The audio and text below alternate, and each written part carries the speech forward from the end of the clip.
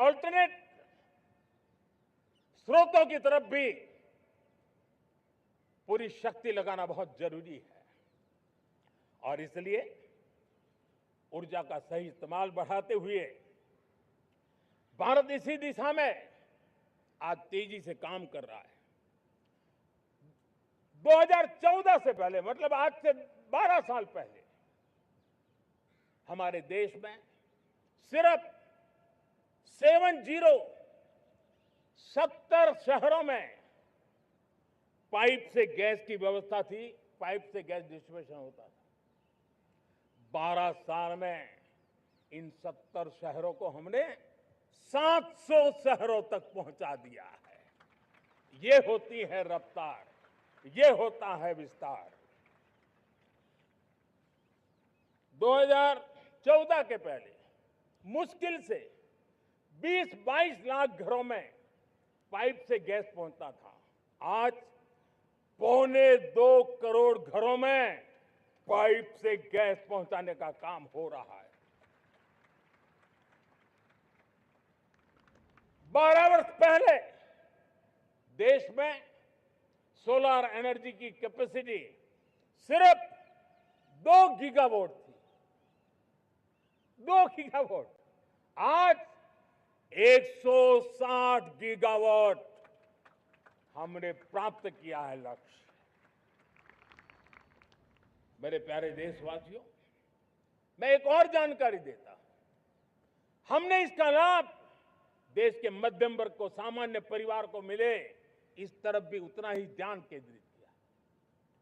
हमने पीएम सूर्यघर मुफ्त बिजली योजना चालू की और आज मुझे संतोष है कि इतने कम समय में 50 लाख घरों का सोलर एनर्जी का काम हम आंकड़ा पार कर चुके हैं।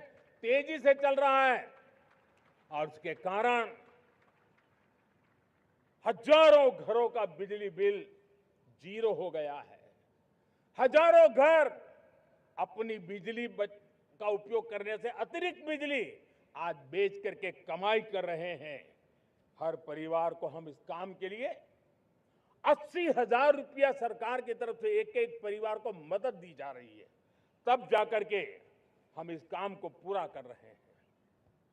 मेरे प्यारे देशवासियों, आपको जानकर के हैरानी होगी, ये जो हमारी रेलवे है उसका इलेक्ट्रिफिकेशन का काम हमारे देश में 1925 में शुरू हुआ था। 1925 में इलेक्ट्रिफिकेशन का काम शुरू हुआ, लेकिन 90 साल में 1925 से लेकर के 90 साल में सिर्फ 30% रेल का इलेक्ट्रिफिकेशन हुआ था। यानी 90 साल में 30%। हमारी रफ्तार देखिए, लक्ष्य को पाने के लिए हमारी दौड़ देख लीजिए। हमने एक दशक के अंदर 100% काम पूरा कर दिया।